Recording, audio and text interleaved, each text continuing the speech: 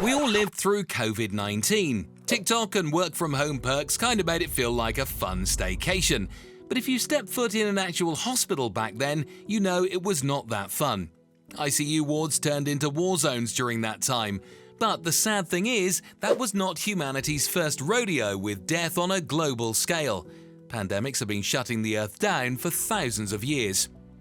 Let's have a look at every major pandemic in history in under 10 minutes. The plague of Justinian hit the Byzantine Empire in 541 AD. It was caused by Yersinia pestis, and it didn't just kill a few million, it wiped out nearly half the population of the entire world at that time. In Constantinople alone, they were losing 10,000 people a day at the peak. They ran out of burial space, so they dumped corpses in towers and city walls. Before that, there was the Antonine Plague around 165 AD, which was probably caused by smallpox. The Roman Empire brought it home after campaigns in the east, killed around 5 million, including co-emperor Lucius Versus. Roman soldiers were dropping like flies, and their top doctor, Galen, packed his bags and ran off to his countryside villa. Yes, the most famous doctor of the empire just dipped. Then came the Plague of Cyprian in 249 AD. It was so brutal that people bled from their eyes, vomited black sludge, and their limbs decayed while they were still alive. No idea what it was, probably hemorrhagic fever, but it lasted for nearly 2 decades and helped destabilize the Roman Empire even further. Strangely, it helped Christianity grow because Christians actually cared for the sick while others ran. And then came the Black Death in 1347, the granddaddy of them all. It was also caused by Yersinia pestis, just like Justinian's plague. But now, with bonus fleas and rats, it wiped out up to 60% of Europe in 4 years. So, whole towns were gone, families were erased, and entire regions were depopulated. People thought it was God's wrath. Some whipped themselves in the streets, others blamed Jews, which led to massacres across the continent. The corpses piled up so fast that some literally exploded from internal gas. That's how overworked gravediggers were. Europe lost its mind those 7 years and half of its people. Jumping across the ocean, things were not any better. During the Spanish conquest of Mexico, indigenous populations were attacked by the Cocolizzi epidemics, which were brutal hemorrhagic fevers that made people bleed from every orifice and die within hours. One wave alone killed up to 80% of the native population. That's how the Spanish so-called won. Then came cholera, the gift that just keeps giving. The first big cholera pandemic in 1817 spread like wildfire across India, the Middle East, and into Europe, all thanks to British colonial trade routes.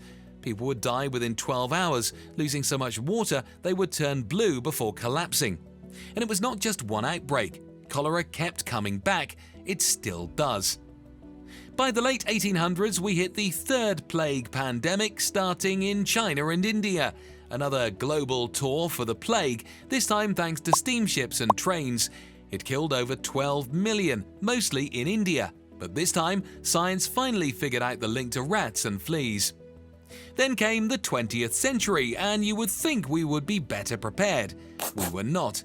The Spanish flu of 1918 infected 1/3 of the planet and killed up to 100 million in under 2 years. The surprising thing is, this flu went after healthy young adults and not sick and old. People would suffocate as their lungs filled with fluid, turning blue-black from lack of oxygen. Some died within 24 hours. Governments censored news to keep morale up during World War I. Only Spain reported on it freely, hence the name Spanish flu, even though it didn't start there. 1957 gave us the Asian flu, which was a new combo of avian and human influenza strains. Spread fast with the rise of air travel, killed around 2 million people. And just 10 years later, the Hong Kong flu showed up, again from China, again a new strain, again millions dead. In 2003 came SARS, which was the first real pandemic scare of the modern era. Just 800 deaths worldwide, but it shut down cities and exposed how slow governments are to react. China tried to cover it up. The virus likely jumped from civet cats in wet markets. It was deadly with a 10% fatality rate, but luckily it was stopped. Then in 2009, swine flu greeted us, a Frankenstein virus, part bird, part pig, part human.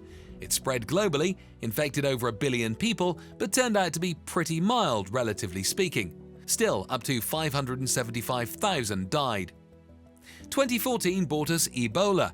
It's not a global pandemic, but it deserves a spot here. In West Africa, it killed up to 90% of those infected in some places. Blood leaking from eyes and gums, whole villages wiped out. Doctors in hazmat suits collapsing from heat stroke. In short, it was hell, and the world did almost nothing until it threatened to reach the West. And finally, COVID-19, the one we all know too well. It started in late 2019, probably from a bat, maybe a pangolin in Wuhan, and then the whole world shut down. So, wash your hands, don't lick wildlife, and maybe keep that surgical mask tucked somewhere just in case.